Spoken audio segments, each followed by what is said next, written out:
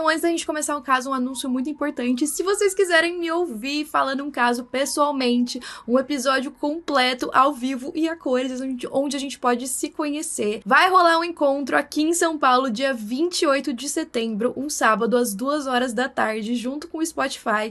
Os ingressos estão aqui na descrição, eu vou amar conhecer vocês. Vai ter relatos, vai ter caso, vai ter tudo. Então, eu vejo vocês lá. Esse é um dos casos que eu mais recebi comentários pra falar sobre, e ele finalmente foi solucionado em 2023. Então, bem-vindos a mais um vídeo no canal. Se você gosta de conteúdo assustador, bizarro, misterioso, você tá no lugar certo. Toda semana tem pelo menos 3 vídeos longos, todo dia tem vídeo curto, então tem muito conteúdo pra vocês. Se você gosta desse tipo de conteúdo, não esquece de deixar seu like, se inscrever no canal, comentar outros temas que vocês querem ver aqui. As fontes e os créditos estão sempre na descrição do vídeo. E, de novo, eu já vou falar que o batom que eu tô usando é o Fan da Rare Beauty, porque eu sei que vocês vão perguntar. Toda vez que eu uso esse batom, vocês perguntam. E aí eu coloquei um rosinha no meio pra ele ficar um pouco mais claro. Mas é isso, prometo que sem mais enrolação, bora pra história.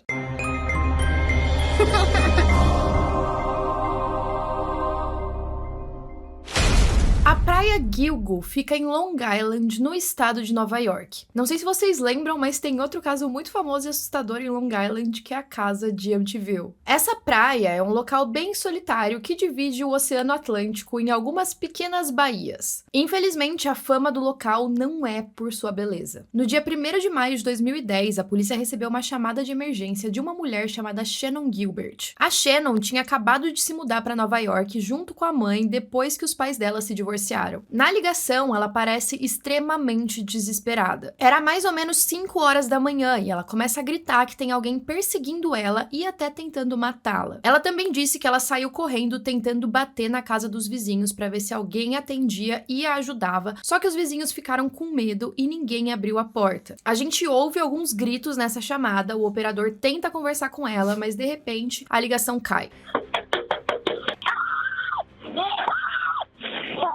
Um dos vizinhos que ouviu as batidas na porta ligou para a polícia para explicar a situação, e aí ele contou que ele estava lá quando ela estava correndo desesperada, mas quando a polícia chegou no local, ela já tinha desaparecido. A Shannon tinha 23 anos e quando ela foi para Nova York, ela começou a trabalhar como uma acompanhante online. Ela anunciava os serviços dela em um site que se chama Craigslist, que tem todo tipo de anúncio que vocês possam imaginar. Inclusive, vocês já assistiram todos os casos aqui do canal, vocês sabem que eu já mencionei esse site em alguns dos casos. No geral, não é um site perigoso, é só um site que tem de tudo e que você tem que ficar atento. Ela tinha visitado um cliente dela em um condomínio fechado em Long Island, e essa ligação para a polícia aconteceu depois dessa visita. Nos dias que se seguem ao desaparecimento, a família da Shannon apresenta um relatório completo para os policiais, falando um pouco sobre a vida dela e o que ela estava fazendo naquele dia. O processo de busca foi extremamente demorado, eles não encontravam a Shannon em nenhum lugar, mas em dezembro daquele ano, mais ou menos 6 meses depois, alguma coisa aconteceu. Um policial estava junto com o cão farejador dele em treinamento na região de Gilgo Beach. O cachorro era treinado para farejar cadáveres e eles estavam ali ainda tentando procurar a Shannon. E para surpresa desse policial, o cão encontrou algo, e esse algo eram restos mortais. Esse primeiro corpo não era da Shannon, mas trabalhando ali no local por alguns dias, os policiais encontraram mais 3 corpos. O bizarro é que nenhum deles era Shannon, então eles tinham os corpos de 4 mulheres diferentes. Eram elas a Melissa Barthelemy, a Amber Costello, a Megan Waterman e a Maureen Brainade Barnes. E as 4 tinham semelhanças entre elas. Todas tinham ali 20 e poucos anos, todas eram acompanhantes online, todas usavam o mesmo site para divulgar os serviços. Elas também desapareceram no período de 2007 a 2010. 3 delas foram encontradas em um tipo de tecido que é vendido em lojas para caçadores. E aí esses 4 corpos ficaram conhecidos como as 4 de Gilgo Beach. Apesar da Shannon não ter sido encontrada, o caso dela fez com que os policiais descobrissem novas vítimas e tentassem solucionar o caso. A Maureen tinha sido a primeira a desaparecer em 2007. Ela era mãe solo e a vida dela era bem difícil. A família dela não sabia que ela estava fazendo esses trabalhos como acompanhante. E aí, um fim de semana, ela teria ido para Nova York para tentar ganhar algum com dinheiro. Depois que ela desapareceu, ela fez uma ligação que teria vindo de Long Island. 2 anos depois, foi a vez da Melissa. Ela também desapareceu ali na região de Manhattan. Ela tinha se mudado para o local para trabalhar como cabeleireira, mas ela também tinha esses serviços de acompanhante. O caso dela foi um pouquinho diferente, porque uma semana depois do desaparecimento, a irmã dela de 15 anos, chamada Amanda, começou a receber umas ligações bizarras. Na primeira vez que ela recebeu uma ligação, ela atendeu falando: minha filha, cadê você? Tá todo mundo louco te procurando. Só que a voz que respondeu era de um homem dizendo que não era a Melissa. E ele ficava provocando a Amanda, dizendo que ele sabia o que tinha acontecido com ela, que ela tinha morrido. Ele também perguntava se a irmã dela também era uma acompanhante. E ele afirmava estar vendo a irmã morta dela apodrecendo na frente dele. Todas essas ligações pareciam vir da mesma região de Manhattan. No ano seguinte, foi a Megan. Ela era mãe de uma garotinha de 3 anos e ela desapareceu em um hotel em Long Island. Na verdade, existia um vídeo mostrando a última vez em que ela foi vista viva dentro desse hotel. Depois, o celular dela foi rastreado em uma região chamada Massapequa Park. A Amber foi a última vítima. Ela também era acompanhante e ela tinha um vício muito ruim em drogas. Naquela época, ela morava com um amigo, e ele descreveu o último cliente que apareceu na casa dos dois antes dela desaparecer. De acordo com ele, o cara parecia um ogro e ele tinha um Chevrolet Avalanche de primeira geração. Ele também comentou que a Amber estava achando estranha aquela situação, porque esse cliente era muito insistente, tinha ligado para ela diversas vezes e ele estava oferecendo 5 vezes mais do que ela recebia pelos serviços. Ele também dizia que essa experiência ia ser diferente de qualquer outra que ela já teve e pedia para ela deixar a bolsa e o celular em casa. Muito suspeito, né? Tenho certeza que ninguém que assiste casos criminais iria para algum lugar com um homem assim, mas enfim. Logo depois que os policiais encontraram os corpos dessas 4 jovens, mais 6 corpos foram encontrados mais ou menos no mesmo local, a poucos metros de distância. Só que 2 deles eram diferentes do padrão. Um deles era um homem asiático e o outro uma garotinha. Depois de algum tempo, foi encontrado o corpo de uma outra mulher e os policiais puderam determinar que essa mulher era a mãe da garotinha que foi encontrada. Com relação a Shannon, a gente vai chegar nela. Os corpos das 4 também tinham algumas ligações. Elas estavam em posições semelhantes quando elas foram encontradas, os pulsos estavam amarrados, elas estavam cobertas por aquele saco que é encontrado nas lojas de caça e parecia que a forma em que elas tinham morrido e os momentos anteriores à morte foram muito parecidos. Tinham evidências de que elas tinham sido torturadas antes. É claro que os investigadores de cara já imaginavam que eles estavam lidando com um assassino em série. O primeiro passo foi olhar a Craigslist, esse site de anúncios, para tentar identificar quem eram os usuários que estavam contratando elas. O grande problema é que provavelmente nessa lista deviam ter outros assassinos que também estavam cometendo crimes, até porque outras mulheres já tinham desaparecido também. Ao longo dos anos, diversos suspeitos apareceram, inclusive até um dos policiais que estava trabalhando no caso foi considerado suspeito, mas não tinham evidências contra ele. Outros 2 caras que moravam na região também se tornaram suspeitos. Um deles era professor de biologia, foi um negócio bem bizarro, mas eventualmente eles foram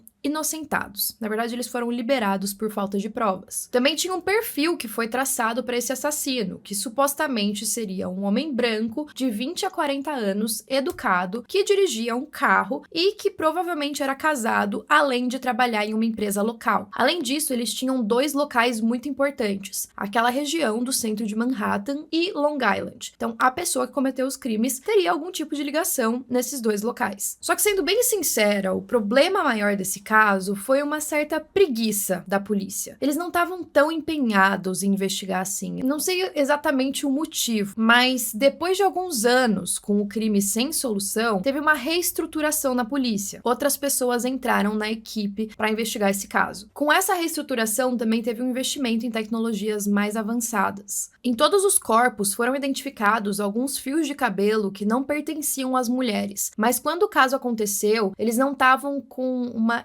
tecnologia tão avançada assim para fazer comparações de DNA. Mas agora eles tinham. E eles também tinham um sistema para poder dar uma olhada nas chamadas telefônicas que tinham sido feitas de celulares descartáveis, porque era esse tipo de celular que o assassino estava usando. Então eles conseguiram identificar e coletar dados das torres de celular. Foi descoberto que o assassino usava nomes falsos para comprar esses celulares, obviamente. E ele tinha essa mania bizarra de ligar para as famílias das vítimas depois que tinha cometido o crime. como uma forma de provocação, ou talvez até mesmo para se orgulhar do que ele tinha feito. Quase sempre, por conta desse ego inflado e por acharem que eles nunca vão ser capturados, é que esses assassinos cometem erros. Foram identificados 2 lugares aonde o assassino esteve. Um desses lugares era uma rua em Manhattan, onde deveria ser o trabalho do assassino, e também a rua da casa dele, que ficava em Massapequa Park, que, se vocês bem se lembram, foi o local onde o celular de uma das vítimas foi rastreado depois. E foi aí que essa nova equipe começou a ver as pistas que os policiais antigos não tinham seguido. Por exemplo, a gente tinha aquele depoimento do colega de quarto da Amber, que foi muito determinante para o caso ser solucionado. Ele comentou daquele cara com uma aparência de ogro e que dirigia um carro específico. Então agora a gente tinha o tipo de carro. A maioria das ligações vinham dessa região de Massapequa Park, que é muito pequena. Então a solução é procurar casas que tenham esse carro ali estacionado. A principal fonte dessa busca foi o Google Maps, e depois de olhar minuciosamente, eles encontraram uma casa em que esse carro estava estacionado. E a casa pertencia a um cara chamado Rex Heuermann, que era um arquiteto naquela região de Manhattan. Também foram encontradas imagens de câmeras de segurança dele colocando créditos em celulares descartáveis. E ele também tinha 3 e-mails com nomes falsos, onde ele enviava e-mails para essas garotas para solicitar os serviços de acompanhante, e nesses e-mails tinham selfies dele. E aí, com todas essas evidências, a polícia precisava de algum jeito para tentar pegar o DNA do Rex para comparar com aqueles fios de cabelo que estavam com as garotas. O Rex era um arquiteto que trabalhava em um escritório bem famoso de Manhattan. Ele era casado com uma mulher chamada Asa, que era da Islândia. Os dois tinham uma filha juntos, e a esposa dele também tinha um filho do casamento anterior que morava com eles. A Asa, todo verão, levava os 2 filhos para a Islândia para ficar um pouco com a família dela, e era bem nessa época em que os crimes eram cometidos. Os colegas de trabalho do Rex disseram que nunca viram nada de muito estranho com ele. Na verdade, ele era bem nerd e ele gostava muito de falar dele mesmo. Ele comia muito fast food e era visto como um pai amoroso, dedicado e um bom trabalhador. Um colega de infância do Rex disse que ele sofria muito bullying quando ele era criança e ele nunca revidava, ele só aceitava aquelas ofensas. Ele também não tinha muita sorte com as garotas. Os investigadores decidiram seguir o Rex durante o horário de almoço dele, e depois que ele comeu uma pizza, ele jogou essa pizza em uma lixeira e eles correram para pegar os restinhos e poderem usar o DNA que estava nas bordas da pizza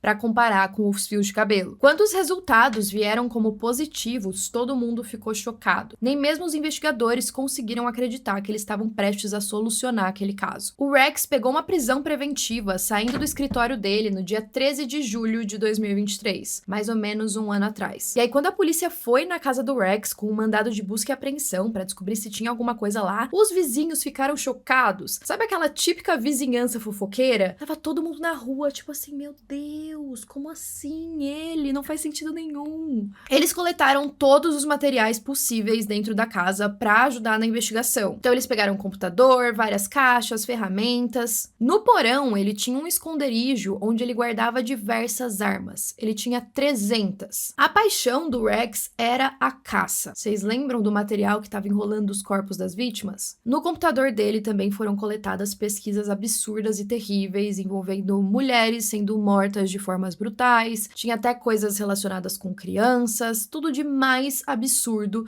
que as pessoas vendo aquele pai de família, arquiteto de sucesso, jamais desconfiariam. Uma curiosidade é que meses antes dele ser preso, ele também procurou sobre o assassino de Gilgo Beach. Será que ele estava preocupado em ser descoberto ou então ele só queria ver aquilo para massagear o ego? Eles também descobriram que ele continuava procurando novas acompanhantes nos sites. Ele também chegou a pesquisar sobre o filho de uma das vítimas. E na casa dele também tinha um livro sobre outros serial killers. Eu não preciso nem falar que tanto a esposa dele quanto os filhos ficaram muito chocados, se perguntando se ele realmente era um serial killer e como que ele estava vivendo essa vida dupla por mais de uma década. Eles disseram nunca ter desconfiado de nada. E essa história é muito triste para a família, porque a Asa, ela tem câncer de pele e câncer de mama. O Rex era o único provedor da família e agora ela ficou sem dinheiro, então eles até fizeram uma vaquinha online para arrecadar fundos para ela poder pagar o tratamento. E até onde eu vi, eles já já tinham arrecadado pelo menos $50.000. O caso ainda tá em julgamento. Inicialmente, o Rex foi acusado de 3 dos assassinatos e agora em janeiro de 2024, do 4º, ou seja, agora ele tá sendo acusado das 4 de Gilgo Beach. A Asa pediu o divórcio assim que o caso veio à tona, mas ela compareceu em várias das audiências dele. E parece que ele vai ter que enfrentar pelo menos mais 2 acusações. Seriam de 2 garotas, a Jessica Taylor e a Sandra Costilha. A Sandra foi morta em 1993. Nessa época, a Asa ainda nem morava com o Rex. Não sei se eles não estavam casados ou se eles simplesmente não estavam morando juntos ainda. Os advogados da Asa, inclusive, tiveram um certo trabalho de provar que ela não tinha nada a ver com os crimes, porque em algumas das cenas tinham fios de cabelo da Asa também. Só que um dos investigadores estava explicando que isso pode acontecer porque os dois moravam juntos, então foi uma simples transferência. Se o Rex for considerado culpado do caso da Sandra, isso significa que ele estava cometendo assassinatos há pelo menos 31 anos e permanecia solto. Assim que ele ficou sabendo da notícia que ele estava sendo acusado, ele manteve a inocência e, de acordo com o advogado dele, ele fez isso chorando. Então ele estava chorando e falando que era inocente. Os investigadores também estão procurando outras propriedades do Rex. Parecia que ele tinha uma casa em Las Vegas, em algum outro lugar, então eles querem ver se não tem nada enterrado por lá ou alguma outra evidência. Teve até uma mulher que veio à frente como testemunha, chamada Nikki Brass, e ela acredita ter sido uma sobrevivente, uma pessoa que conseguiu escapar dele. Ela também era uma acompanhante em Manhattan e agora ela trabalha como cabeleireira, e ela disse que um dia ela marcou um encontro com o Rex, eles foram até um restaurante, mas ela teria ficado com medo dele e aí ela foi embora. Agora, algo que me estressa muito é que o Rex era pra ter sido pego logo quando os corpos das garotas foram encontrados e os policiais simplesmente não fizeram nada e foram arrastando o caso como,